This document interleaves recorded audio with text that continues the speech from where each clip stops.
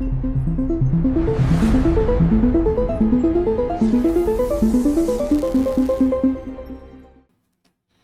what is going on, everybody? It's Brave Cat here once again with another Frontier Signals update. So I've got a few little papers to run through here and, a couple of good links. So go ahead and, check the description when you get a chance because there's going to be some goodies in there.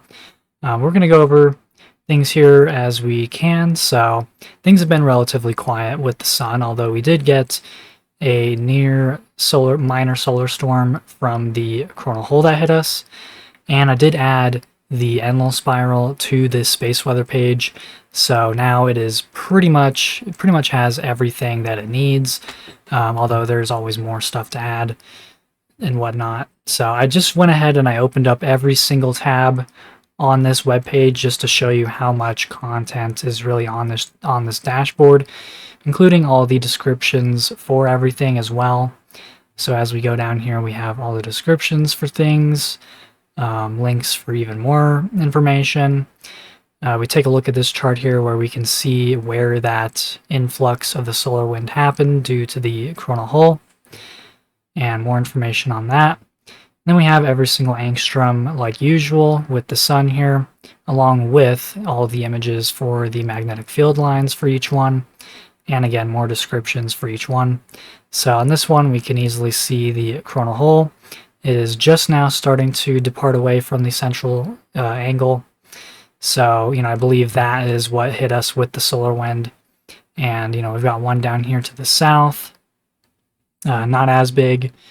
And, not really too much on the flaring side.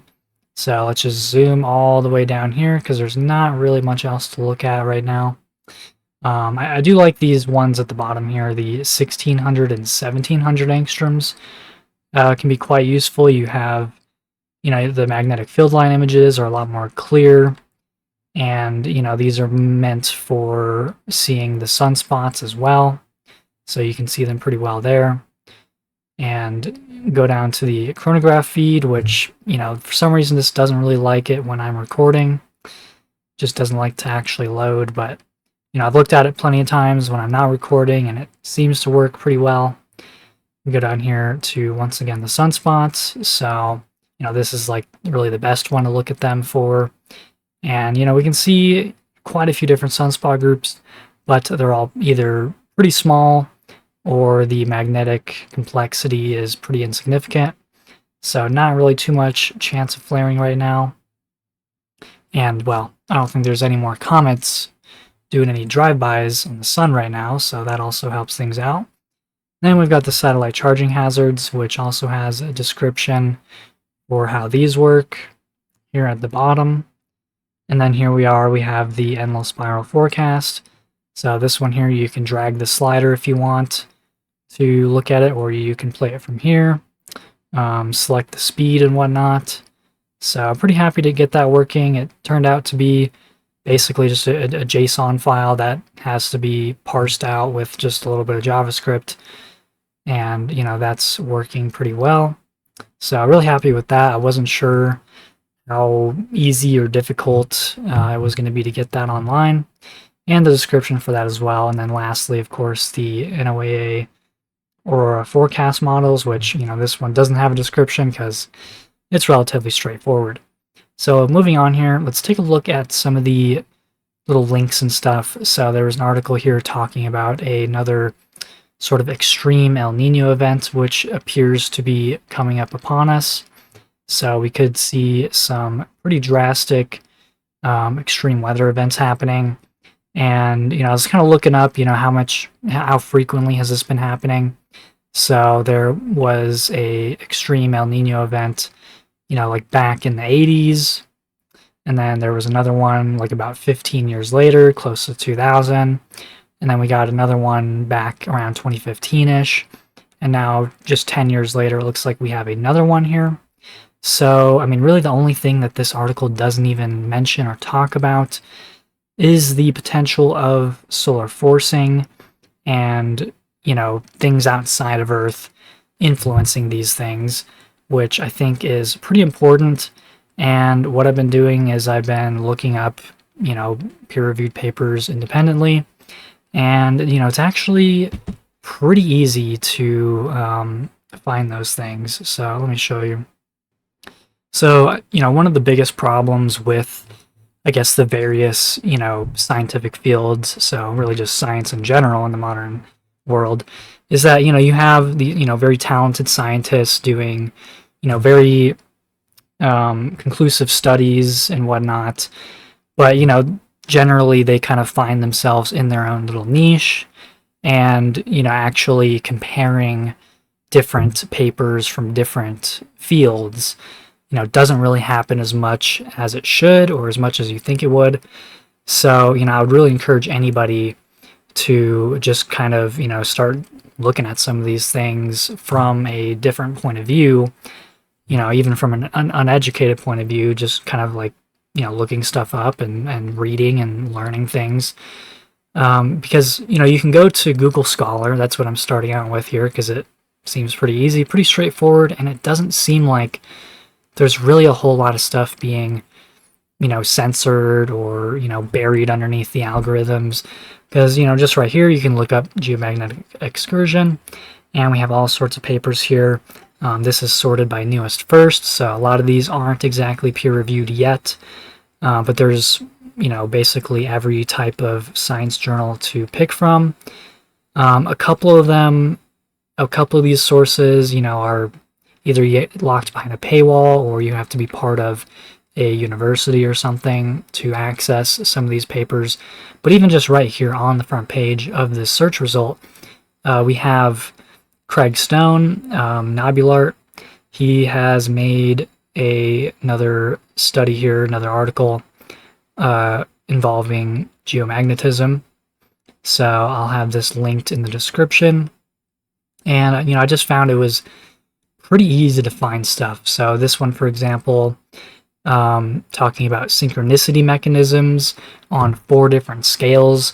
So we have like the ultimate kind of galactic time scale, 143 million years, the geological 27 million, and then geomagnetic 240,000, and then orbital 8 to 50,000.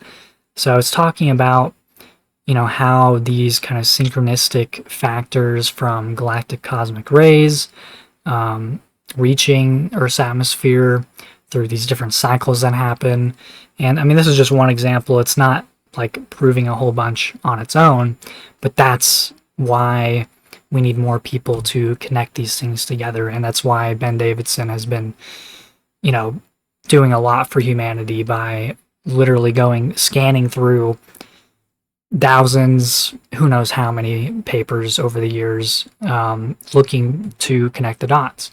Because it's not a thing that is happening as much in science as we should expect, of people across different disciplines, different fields, working together, cross-referencing research. You'd think that would be like one of the main things, but no, that doesn't actually happen quite as much. It does happen, but not as much as it should. So we have all sorts of examples here. This was like not very much digging at all. I mean, this is like the first couple pages of stuff that I found, just a couple of them. So this one could be related to other things as well. So it's talking about how, geomagnetic excursions in the past, especially from the Lechamp one, which was only 40,000 years ago, they weren't finding really any CO2 fluctuations around these climate events. So, CO2 is not by any means, one of the only factors when we're looking at these climatological events. And then I just looked up solar forcing of climate, and there's a whole bunch of stuff here as well. There's just a ton of stuff, and it doesn't really take that long to use this and look stuff up here. Again, some of these are not going to be available unless you either pay for it or have some sort of tie to a university or something like that. But there's so many things to go through. So with that here, I'm going to go through the earthquakes and the volcanoes really quick and wrap this thing up here. So there's been some things happening over here in the US, mostly still in Nevada. So there was a new 5 that happened over here kind of at the, western side. And then, talking about this tremor storm down here, it's close to Las Vegas. but is actually even closer to Area 51. Now, it's not happening at Area 51, so I took the coordinates from just one of the tremors here, plugged it into Google Earth, and we can take a look at this and compare that to the location of Area 51. So it's not, people I think are making this a little bit more of a headline than it should be. It is relatively close. Forgot to mute that. But, it's, well, let's see, it's about 27 miles away. So I'll just do that there, 27.6 miles away. It's close, but it's not like happening at Area 51. And, who knows exactly what could be happening if it is related to that. And again, there's been nuclear testing going on in this whole area for, many, many decades, primarily, like back in the 70s and stuff. So, it's not too uncommon to see tremor storms going on. But, I'll give it that. It is pretty close to that, which is kind of funny. We take a look at Las Vegas. It's way down here. It's, like 3 times the distance. But, yeah, just thought I'd kind of point that out here. And so we can take a look at the tremor map here. So I was trying to take a look at kind of a longer time frame here, because again, it's been, almost a whole month since we've seen really much activity happening. It says the last tremor was 3 days ago. So I just want to take a look at a more broad little section of data here.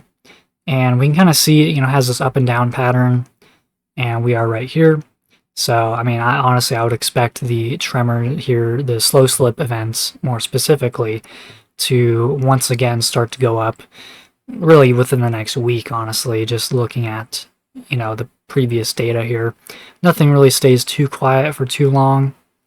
We take a look at this little section in March here, and, it's like, seems like we're kind of on that same track. So this will probably pick up pretty soon. Now, if it doesn't pick up soon, then, that's when we could potentially start to make that hypothesis of, larger activity building up if we don't see those events happening, if perhaps something is being kind of locked up in the crust itself. So I don't know why the feed is bugging out right now. But, pretty sizable activity overall, quite a bit of unrest happening in this whole region. But this 5 striking here definitely wasn't too much of a surprise. So at least we got that. And there was another deep earthquake over here by Japan.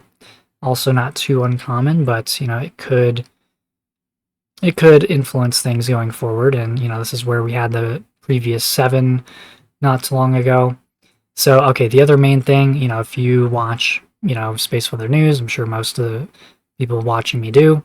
I came out with this video. It's basically a presentation from this other scientist. Pretty long. I mean, I'm only about halfway through it here, and it's 2 hours long. But it really connects a lot of things together in terms of solar forcing.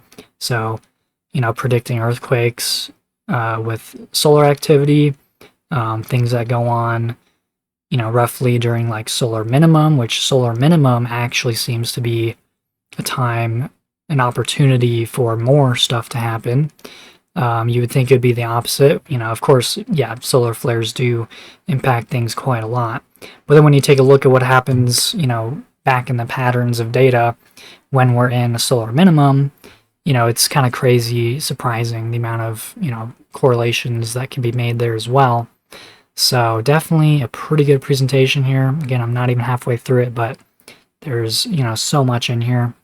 And, again, it's like it goes back to a lot of these studies and papers that have been going on that, for whatever reason, modern mainstream academia or media just doesn't touch, doesn't even mention, doesn't even hint at. Like, literally, I wouldn't be surprised if some of these scientists were just utterly frustrated because, a lot of the work that they, commit themselves to basically doesn't even see the light of day, besides certain areas.